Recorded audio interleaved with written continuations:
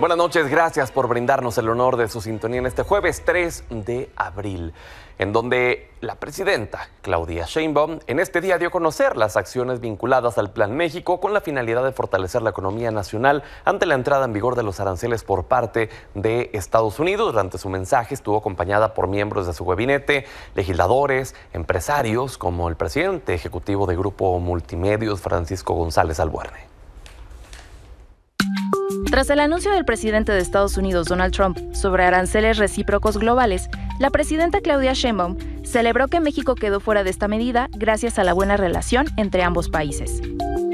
En el caso de México, no hay aranceles adicionales y eso es bueno para el país, pues tiene que ver con la buena relación que hemos construido entre el gobierno de México y el gobierno de los Estados Unidos. El secretario de Economía, Marcelo Ebrard, destacó que gracias a la permanencia del TEMEC, cerca del 85% de los productos mexicanos que se exportan a la Unión Americana quedaron exentos de tarifas. El reto que planteó la presidenta es, en ese nuevo sistema comercial, la estrategia que ha definido la presidenta Sheinbaum fue: México tiene que lograr un trato preferencial. Quiere decir que tengas mejores condiciones para competir. El tratado se mantiene. Eso es un logro mayor, no lo demos por sentado. Por la tarde, la presidenta Sheinbaum, desde el Museo Nacional de Antropología e Historia, presentó 18 programas y acciones para acelerar el Plan México y fortalecer la economía del país ante el nuevo orden económico impuesto por Trump. Afortunadamente, y gracias a las buenas relaciones que hemos establecido con el gobierno de los Estados Unidos, de coordinación, de colaboración, ayer hubo algo muy importante, que es el reconocimiento del Tratado Comercial México-Estados Unidos-Canadá, que es algo fundamental en este momento. La mandataria recalcó que, con la exclusión de México de los aranceles recíprocos de Estados Unidos, se reconoció el Tratado de Libre Comercio y confió en que se llegue a buen acuerdo en las tarifas para acero, aluminio y la industria automotriz. El Plan México reforzado consta de 18 acciones, las cuales incluyen el fomento a la producción nacional, alcanzar la autosuficiencia alimentaria. Además, se enfoca en proyectos de infraestructura, programas sociales y la construcción de vivienda y créditos, así como la creación de empleos, inversión en investigación científica y tecnológica, el aumento al salario mínimo, así como la ampliación de programas sociales. El Plan México es el camino que estoy segura nos llevará a un México con más empleo bien remunerado, con menor pobreza y desigualdad. La presidenta Sheinbaum fue arropada por integrantes del gabinete, gobernadores de todos los partidos, legisladores, dirigentes de cúpulas empresariales, además de representantes sindicales y de pueblos originarios. Para Milenio Noticias, Saraí Ramírez. Las reacciones por los aranceles de Estados Unidos no solo se han dado en México. Países de Asia, Europa y América Latina, por mencionar algunos, reprobaron estas medidas comerciales de Donald Trump, coincidiendo que el impacto será a escala global, incluso dejando en claro que habrá respuestas contundentes. Trump's announcement of universal tariffs on the whole world is a major blow to the world economy. We have always been ready to negotiate with the United States. At the same time, we are prepared to respond. La décision qui a été annoncée cette nuit est une décision brutale et infondée. Et il faut le marteler et nous, il faut tenir, je vais y revenir, parce que ces décisions, elles ne sont pas soutenables pour l'économie américaine elle-même. 国内産業雇用への影響を引き続き精査し、資金繰り対策など必要な対策に万全を期していくこととの措置の対象からの我が国の除外を強く求めていく。Y los mercados cayeron drásticamente. Wall Street, el índice Dow Jones perdió 3.98%, el Nasdaq bajó 5.41%, Standard & Poor's tuvo su peor jornada desde 2020, cayendo 4.84%. En el mercado europeo, el DAX cerró por debajo del 3.01%, el Eurostock también tuvo la baja, el Nikkei 225 2.05%, el Hang Seng cayó 1.52%. Esas turbulencias también se extienden a los precios del petróleo. El Brent cayó 6.42%, el West Texas retrocedió 6.64%, aunque en el caso del oro se mantuvo por arriba del 0.33%.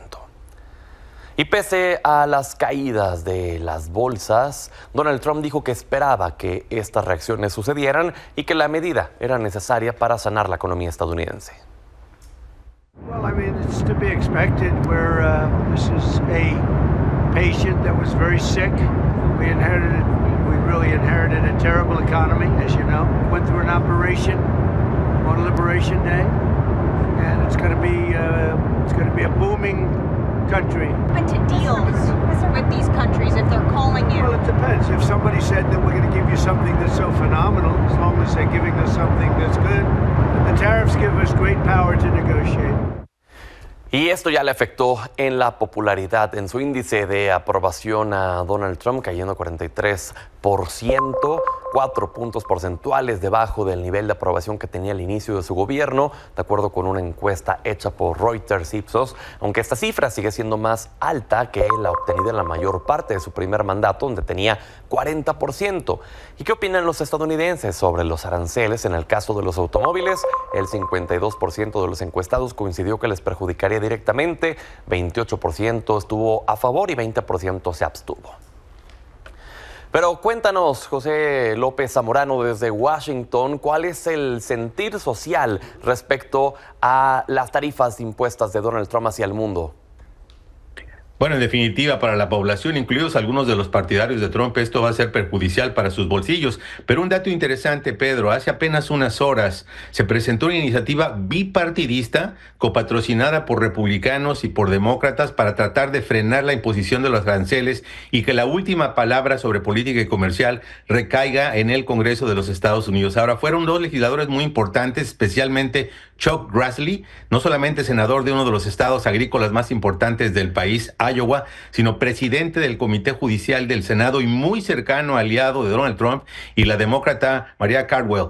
Ellos están proponiendo precisamente que el presidente no tenga esa jurisdicción para imponer los aranceles y que por lo tanto sea un análisis legislativo el que los aplique. Esto sigue a una decisión también en el Senado 58-41, donde un grupo de legisladores republicanos se sumó a los demócratas para exentar a Canadá de los aranceles. Ambas medidas podrían ser simbólicas porque hay que reconocer que todavía Donald Trump cuenta con mucho apoyo en la Cámara de Representantes, Pedro. Sin embargo, esto te sugiere que están abriéndose las fisuras que ya se empezaban a notar en las filas republicanas por parte de algunos estados que obviamente van a resentir los mayores impactos, como Kentucky, Wisconsin y otros. Esto pudiera ser que, aunque todos estamos esperando cómo las presiones internacionales podrían de alguna manera matizar esta decisión de Donald Trump, quizá pueda venir desde dentro la presión más importante, porque obviamente el Congreso puede tomar cartas en el asunto. Y otro dato interesante, Pedro, el líder de los republicanos en el Senado, John Thune, dio a entender que están esperando a ver si esta va a ser la última palabra de Trump y que probablemente pudiera haber algunos cambios. Están esperando a ver cómo se procede, obviamente viendo hacia los mercados financieros y a las reacciones de los principales socios de Estados Unidos. Un dato y un desarrollo muy interesante en el día después de esta imposición de aranceles. Exactamente, y que ya le pegó en la aprobación. José, gracias, saludos hasta Washington. Gracias, Pedro. Buenas noches. Nos enlazamos ahora a Canadá. Antonio Sánchez, buenas noches. ¿Cuáles han sido las reacciones en aquel país? ¿Cómo estás, Pedro? Buenas noches a ti y al auditorio. Pues en Canadá no están muy contentos porque sí están dimensionando con claridad el impacto real de los aranceles que ya se habían dado a conocer al aluminio, a los productos que no están en el TEMEC y ahora los automóviles, incluyendo pues diferentes productos como la madera y algunos productos farmacéuticos. Mark Carney, el primer ministro, calificó las medidas de Trump como sin precedentes y que son una muestra de una clara ambición de parte del mandatario y que estas medidas obviamente van a tener una repercusión a nivel global y serán de tamaño monumental. Aseguró Carney que para confrontar y hacerle frente a esta situación va a imponer también 25% de aranceles a los vehículos que fabrica Estados Unidos y que son exportados a Canadá. Por lo tanto, pues es dólar por dólar la represalia y Canadá no va a estar, no se va a quedar quieto en ese sentido, va a imponer también algunas medidas de represalias no arancelarias, como podría ser la aplicación de aumentos en el costo de la energía eléctrica y muy probablemente también en el tema de disminución en el suministro de petróleo. También se ha mencionado que mantendrá también una constante comunicación con otros países, ¿sí?, sobre todo asiáticos, y con Europa para hacer un frente común, incluyendo México, frente a los aranceles que van a afectar por lo menos a 1 millón de personas en Canadá. Pedro. Exactamente. Antonio, gracias por el reporte. Saludos hasta Canadá. Buenas noches. Cambiamos de información. Se cumple el 5º día de las campañas rumbo a la elección judicial.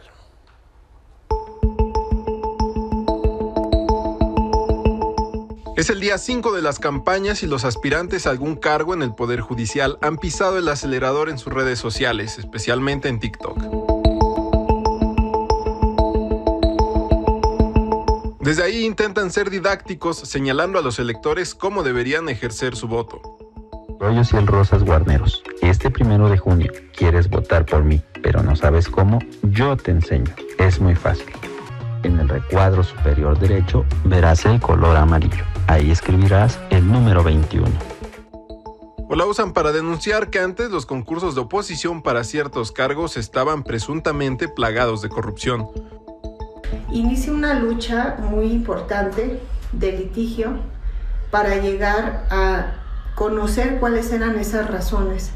Y ahí descubro verdaderamente que había un tema de corrupción y elitismo. Hay quien opta por un discurso feminista e inclusivo, colgándose de frases famosas como la que popularizó la presidenta Sheinbaum.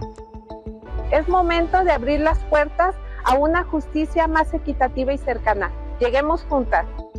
O de plano, quienes se mandaron a componer canciones. Ahora todos apoyando. 1. Rebeca Barrera será magistrada en Guadalajara, sala regional. Rebeca Barrera será magistrada. Chuki, chuki, chuki, chuki, chuki, cham. Pero también están aquellos que parecen haber dejado de lado las redes sociales, no les importan y las siguen usando como cuentas personales sin compartir ningún dato relevante sobre ellos. Finalmente, otros como Alejandro Villanueva, candidato a juez de distrito, mantienen sus cuentas personales con fotografías de personajes de películas. Para Milenio Noticias, Ángel Hernández. Gracias, Ángel, por este resumen. Ahora le agradezco a Tania Larios, diputada local del PRI, Pablo Emilio García, vocero y diputado de la bancada de Morena en el Congreso Capitalino, a Diego Garrido, vicecoordinador del PAN, y Roy Fit Torres, coordinador de MC, que estén aquí con nosotros. Bienvenida, bienvenidos. Gracias. Muchas gracias, buenas noches. Pedro.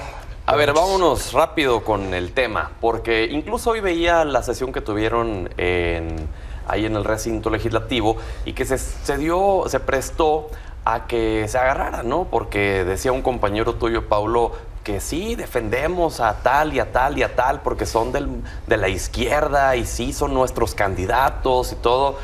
¿Eso no es violatorio de la ley? A ver, fue un punto de acuerdo que subió la bancada de Acción Nacional y que lo suscribieron todos sus diputados, señalando presuntamente que había uso de programas sociales para favorecer a un candidato en la alcaldía Álvaro Obregón. Ahí, pues, en el debate expusimos varias cosas. Primero, que la alcaldía Álvaro Obregón no tiene un solo programa social. Entonces, ¿cómo se va a condicionar un programa social que no existe, ¿no? Entonces, señalamos varios puntos, como no tenían elementos, y nos parecía importante decirlo desde este momento, para que no creciera esta narrativa de que hay una elección de Estado y demás. La gente va a decidir libremente en las urnas el 1 de junio. Pero el decir son nuestros candidatos, ¿no lo hace ya algo de Estado? No, porque... ¿Está siendo en el partido, en el poder? No, y a ver, el debate parlamentario tiene sus características. Obviamente no podemos, fuera del recinto parlamentario, hacer campaña a favor de uno u otro candidato. ¿Y en el recinto sí pueden promocionar candidatos? Pues está el reglamento de que los diputados no pueden ser reconvenidos por sus opiniones, pero además no hubo un llamado al voto por parte de ningún diputado del Congreso. Entonces yo creo que no es un acto de campaña, sino al calor del debate parlamentario, que no se hubiera ni tocado el tema en el Congreso si no se hubiera subido un punto por los diputados de Acción Nacional. La culpa es de ustedes que tengan menos candidatos. Justo, siempre la culpa es del otro cuando el que está cometiendo una ilegalidad. Y aparte, podrá decir lo que quiera cada quien en la tribuna del Congreso. Por supuesto, nadie puede ser reconvenido de sus dichos en la tribuna del Congreso, pero lo cierto es de que no es ético que estén diciendo que tal o cual candidato es de Morena y es de nosotros y lo vamos a apoyar. Oye, de verdad, esto es justo lo que hemos venido señalando desde hace mucho, cómo la intervención de funcionarios públicos, servidores públicos, el gobierno, las alcaldías, el gobierno de la ciudad, el gobierno federal, y por supuesto que iban a operar con programas sociales y con sus siervos de la nación, y por eso es lo que nosotros hemos dicho, respeten los lineamientos, respeten la ley electoral. Pero sí tienen muchísimos programas el gobierno de la ciudad y el gobierno federal.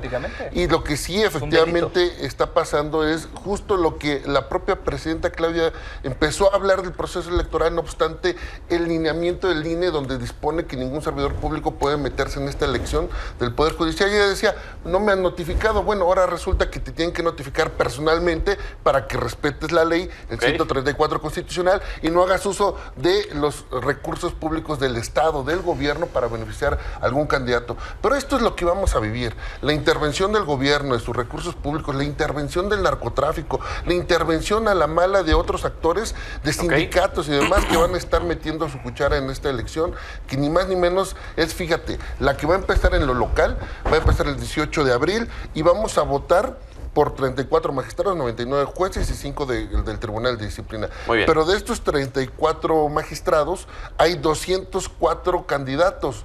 Tú como ciudadano vas a tener que buscar dentro de estos 204, ¿a quién vas a elegir? A 3. Y dentro de los jueces son 594 candidatos, un mundo de candidatos, y esta elección va a estar complicadísima para el ciudadano. Hoy en el Congreso vimos una muestra del cinismo y el descaro de Morena como gobierno, como partido, que están utilizando todo el poder del Estado, el poder de ser gobierno, para, maquinar, y en este proceso electoral que ya lleva 5 días para la próxima elección judicial, meter sus candidatos. Y hoy hubo una declaración, un momento de honestidad de un diputado de Morena en el que aceptó mencionar con orgullo cuáles eran sus candidatos, y aparte afirmando que claro que podían promoverlos en la tribuna.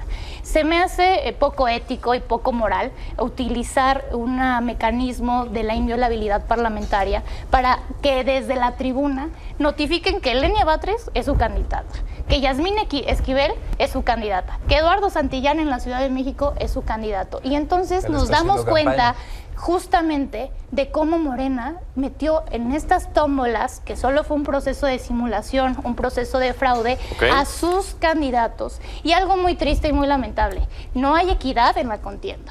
Tampoco va a haber condiciones de participación, porque ya están haciendo campañas con sindicatos, con personas asignadas a partidos políticos, y no hay certeza. Hoy, de verdad, este proceso es una gran simulación que nunca podrá tener legitimidad ni validez. Y algo más grave aún, que creo, a mí me preocupa muchísimo.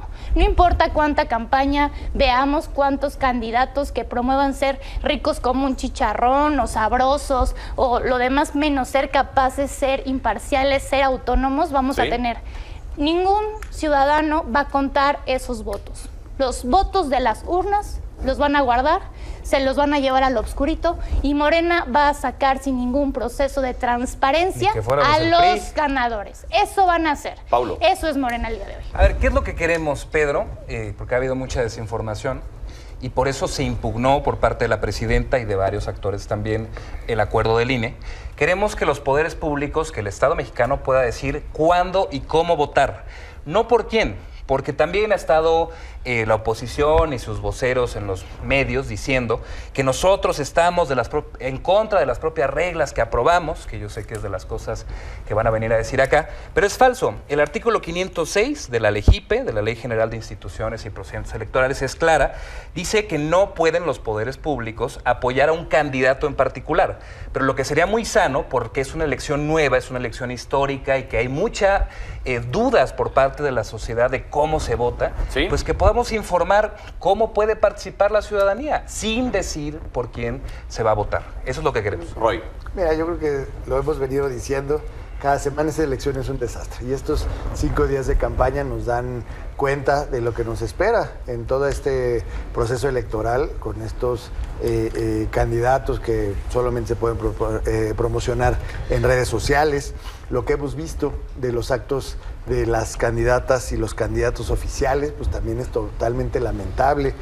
La ministra Esquivel apoyada por el CENTE, la ministra Ortiz por el SME, la ministra Batres por Comerciantes de Tepito. O sea, los ciudadanos no están en la contienda. O sea, los ministros del pueblo no están en el sentir de los ciudadanos, porque estos no son ciudadanos. Son comerciantes de Tepito, no son ciudadanos. Son organizaciones agremiadas a diferentes partidos políticos. Si tú llevas a un sindicato a una movilización, pues tienes un compromiso con ese sindicato. Que nos digan las ministras, pues, ¿por qué el sindicato los apoya? ¿De dónde viene ese apoyo? ¿Qué está comprometiendo? A mí no me preocupa la parte de los ciudadanos, a mí me preocupan los compromisos que se están generando con estos grupos. Así van a impartir justicia. No son ciudadanos, Paulo, no nos trates de engañar, porque no van de manera libre, van como organización social a comprometer a sus candidatos. Y luego hoy en la sesión del Congreso nos dicen sí son nuestros candidatos y los vamos a apoyar. Con esas palabras dijeron de Eduardo Santillán, de Arístides, de la ministra Ortiz, de la ministra Esquivel. Cuando dicen los vamos a apoyar, ¿qué es lo que te hace pensar? ¿De qué forma? Por supuesto que es una elección de Estado, por supuesto que son los candidatos de Morena, lo hemos venido denunciando en estas mesas. Pero vaya, específicamente, ¿de qué forma te viene a la mente, tú que tienes una larga trayectoria en todo ese tema electoral, que pudieran apoyarlos, más allá de lo verbal? Mira, en el proceso de afiliación de Morena, los sindicatos comprometieron 5 millones de votos, 5 millones de afiliaciones. Y no es casual que ahora resulta que son los que están apoyando a las ministras del pueblo. Pues por supuesto que hay una movilización atrás de todo esto para apoyar a los candidatos oficiales. Eso es evidente, lo venimos denunciando. No es una elección de la ciudadanía, es una elección de Morena para controlar el Poder Judicial y lo estamos viendo. El proceso para votar va a ser complicadísimo y a las boletas me remito para demostrar que nadie va a saber el día de la elección cómo votar. Como esto es evidentemente un 3 contra 1, vamos a darle la oportunidad. Solo te pediría que fuéramos breves en las respuestas que le des a cada uno. ¿Quieres responderle a Roy? Sí, yo pedir a nombre de la mesa una disculpa a los comerciantes que nos escuchan. Es muy lamentable escuchar que ahora resulta que no son ciudadanos o que son ciudadanos de segunda. A ver, todo mundo tiene derecho y libertad de organizarse, está en nuestra Constitución. ¿Y por qué Morena y muestra que la oposición, pues de fondo, en el rechazo a la reforma judicial, es un enorme desprecio a la gente, un enorme desprecio al pueblo. O sea, ahora pone de manera pública, se exhibe que en realidad pues no confían tanto en la democracia. O sea, porque pues si no creen que la gente tenga criterio para escoger jueces, magistrados y ministros, al rato nos van a venir a regatear también el derecho a escoger diputados, senadores y presidente de la República. Yo creo que es muy lamentable y habla también pues de una visión de democracia que nosotros no compartimos profundamente. Diego. Estamos ante un problema logístico que se va a enfrentar el Instituto Electoral. De hecho, el Instituto Electoral local dice que no tiene recursos para llevar a cabo la elección el 1 de junio. Ha solicitado una ampliación presupuestal y el gobierno se la ha negado hasta el momento. ¿Cómo va a ser la elección? El día 1 de junio irá un ciudadano a ver 6 boletas federales, 3 boletas locales y, como decía yo, escoger dentro de un mar de candidatos. Y por eso sí hay que hacer el llamado. Ya que estamos en ni modo, ya nos metieron en este embrollo.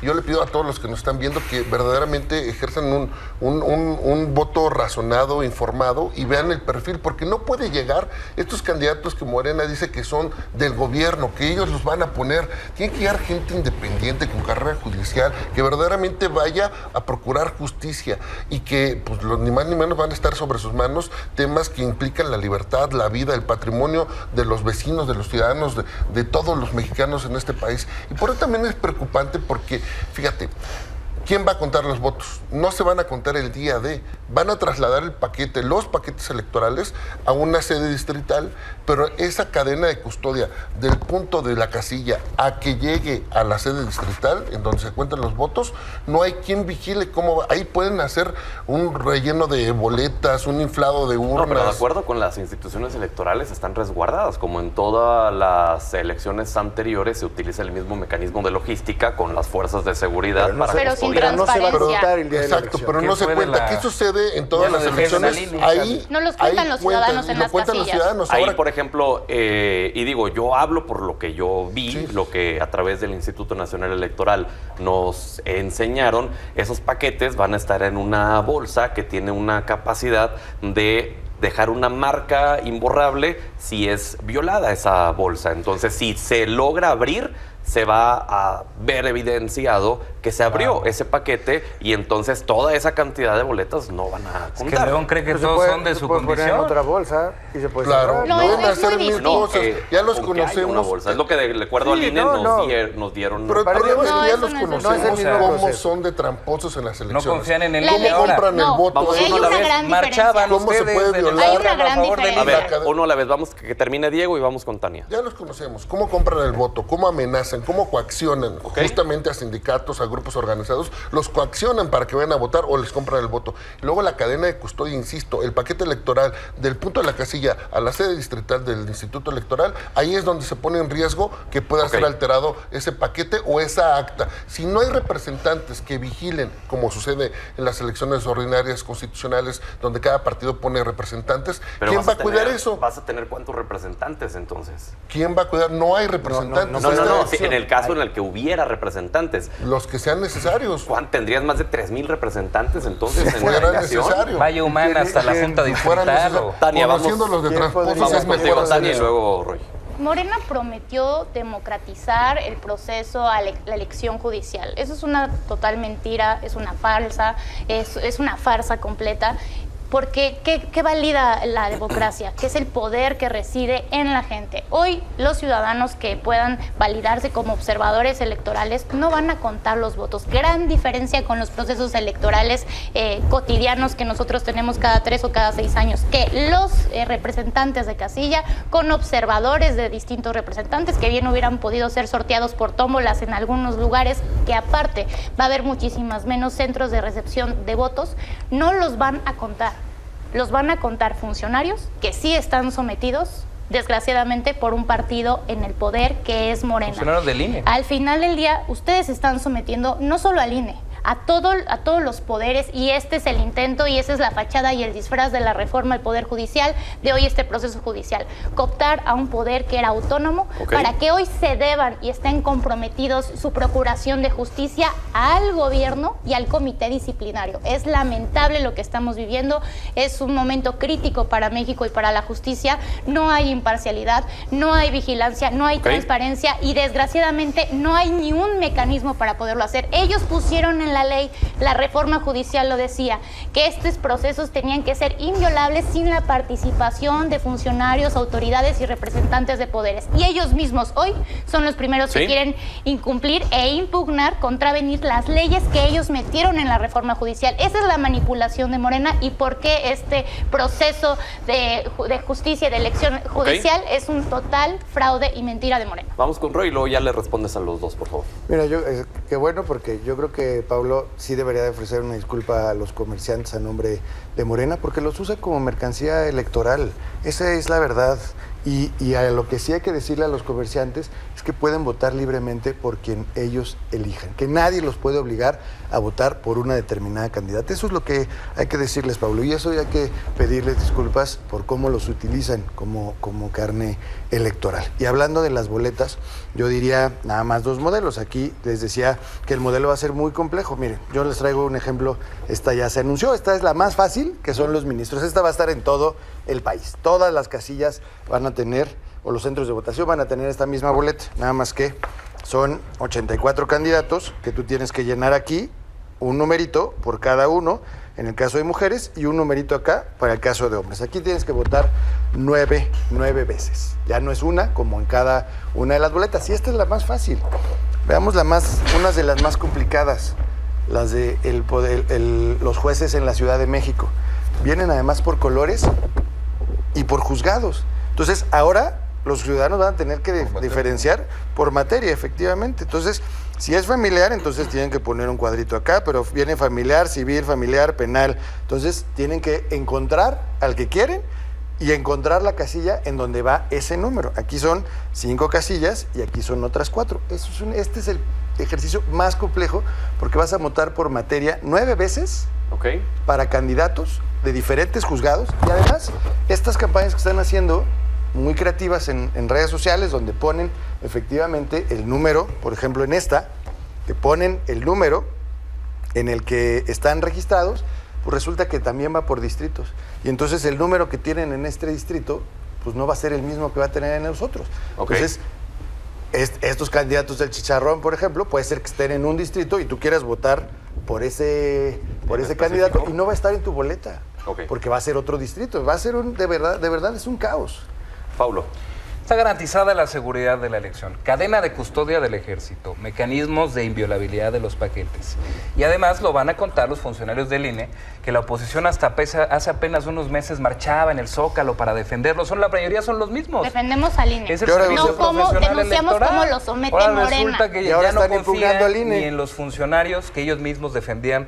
Defendemos hasta a la hace institución, meses. Entonces, pero reclamamos como ¿cuál es la Morena constante? corta al INE. Estuvieron durante todo el proceso señalando X o Y elementos. De fondo, hoy quedó claro en la mesa que lo que no quieren es que la gente elija a jueces, magistrados y ministros porque le regatean la condición de ciudadanos. Por supuesto que no. Están diciendo que están poniendo una oposición entre ciudadanos y comerciantes de Tepito, sindicalizados. A ver, es muy delicado esta visión de democracia. Dame 30 segundos, por favor, para Diego y cerramos contigo para que pueda responderle y finalizamos. Esta elección es una gran simulación, lo hemos dicho. Aquí lo que está en juego es la división de poderes. ¿Cómo puede ser el Poder Judicial un contrapeso al exceso de poder, a la violación de garantías y derechos de los ciudadanos? ¿Y cómo el gobierno Morena, la 4T, quiere cooptar a estos jueces, magistrados, ministros? Y justamente cómo la intervención de ellos desde el poder, con los recursos públicos, está direccionando que esta elección va a ser una elección de Estado. Por eso yo llamo a que todo el mundo razone, vea claramente por quién va a ejercer su derecho y su voto el 1 de junio. Pablo, ya por último y finalizamos contigo. Después de lo que vimos hoy en el Congreso y después de las palabras del legislador de tu partido, ¿podemos los ciudadanos tener la certeza que el gobierno no va a ver cargada hacia sus candidatos? Absolutamente, y desde aquí decir que no es, Morena no va a estar promoviendo candidatos en particular. Fueron sus candidatos. Vamos a buscar y vamos a respetar el fallo del Tribunal Electoral. Vamos a respetar lo que diga el tribunal, pero vamos a buscar que se pueda informar sobre el proceso. Pero ya lo violentaron. Algo importante en el Inter, que en las casillas pueda haber observadores electorales. La convocatoria está abierta hasta el 7 de mayo. Pero no van a contar Invitar los votos. A la ciudadanía a que pueda inscribirse y observar este proceso para que tenga certeza. ¿Fue un error que le haya dicho el diputado nuestros candidatos? ¿Fue un error? Diputado Zárate tendrá que hacer su valoración. Pero a tu punto de vista... ¿Fue violatorio de la ley? Fue al calor del debate parlamentario. Ahora, tiene inmunidad parlamentaria por lo que dice, no por sus actos. Yo no tengo vocación de Ministerio Público. Vamos a dejarlo aquí. No hay moral ni congreso. Gracias por haber estado con nosotros. Nos vemos la siguiente semana. Vamos a la pausa y ya volvemos. Daniela, ¿cómo ha sido recibido este tema de los aranceles recíprocos en Latinoamérica? Mira, hay dos cosas, Pedro. Uno, que aunque estamos hablando de una región, en su totalidad las nuevas medidas arancelarias de Estados Unidos afectan de manera diferenciada a varios países de América Latina por múltiples razones.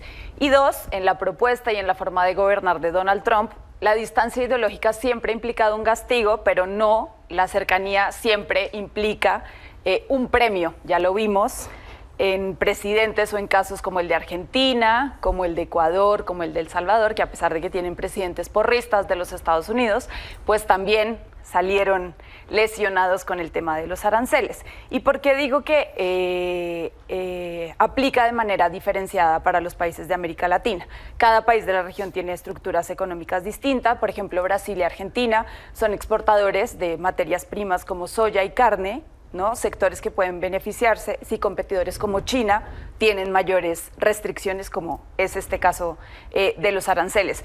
Chile y Perú, por ejemplo, exportan principalmente minerales como cobre y litio, que no siempre son objeto de aranceles debido a la importancia estratégica que tienen. Hay países de América Latina como Colombia, como Perú, como Panamá, como Chile, que tienen tratados de libre comercio y habrá que ver qué productos fuera de esos tratados van a sufrir la carga arancelaria de Trump.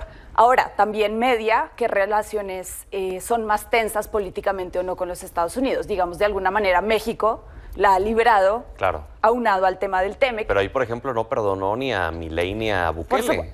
Milei ha viajado 11 veces a los Estados Unidos, 11 desde que es presidente.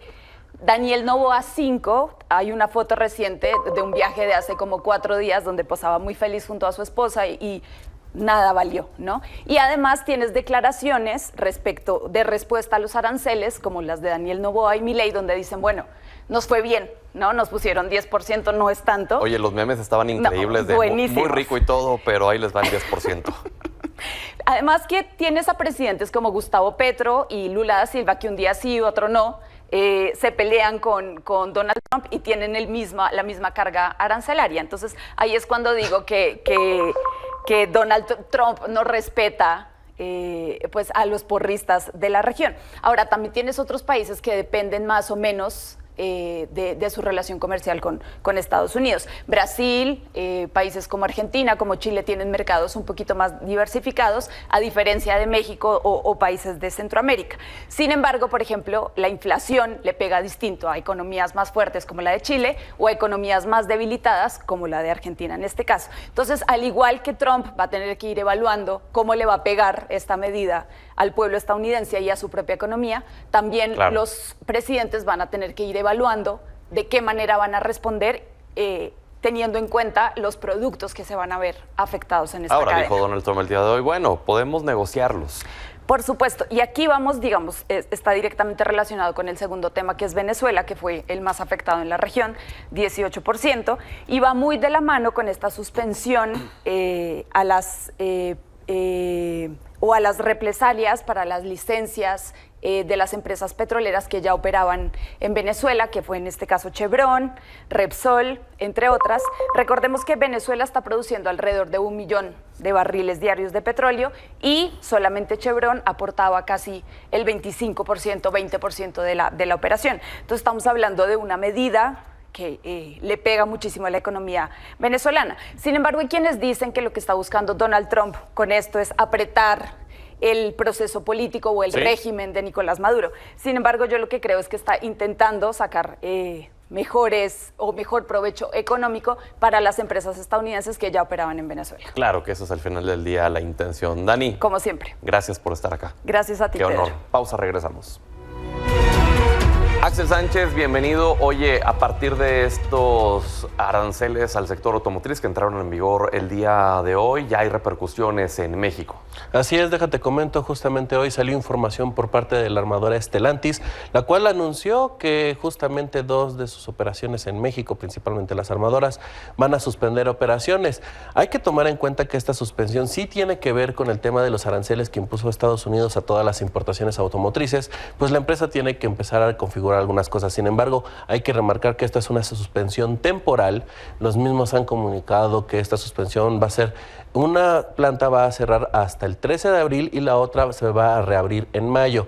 En estos momentos la empresa dijo que se mantienen operaciones de mantenimiento y muchos de los trabajadores también van a entrar a un proceso de entrenamiento, destacando que justamente en diciembre del año pasado la empresa anunció inversiones importantes para producir autos eléctricos en México. Sin embargo, obviamente todo se va a tener que reconfigurar con esto que acaba de anunciar Trump. Me queda una duda a partir de lo que dices. Entonces, ¿se pierden los empleos o solo van a capacitación? No, ningún empleo se va a perder. Incluso se les aclaró a trabajadores, se les aclaró a los trabajadores que nadie se va a despedir, pero algunos van a sumarse a procesos de entrenamiento y otros van a trabajar en los procesos de mantenimiento de la planta, de las plantas, porque hay que destacar que es tanto Saltillo como Toluca. Y para la gente que no está familiarizada con el sector automotriz, Stellantis es la agrupación que tiene marcas que todos conocemos como Dodge, como Jeep, ¿no? Así es, déjate, te digo, justamente 2 de los modelos que más exporta México hacia Estados Unidos, una es la Ram 2500 que se produce en Saltillo y la Jeep Compass que se produce en Toluca. Ambas van a entrar también en un proceso de pausa porque también hay un tema de baja demanda en Estados Unidos. Sin embargo, pues justamente estos modelos también van a ser de los afectados con todo este tema de los aranceles. Exactamente. Axel, gracias. Muy buena tarde. Y así nos despedimos, no sin antes agradecerle que nos haya brindado el honor de su sintonía.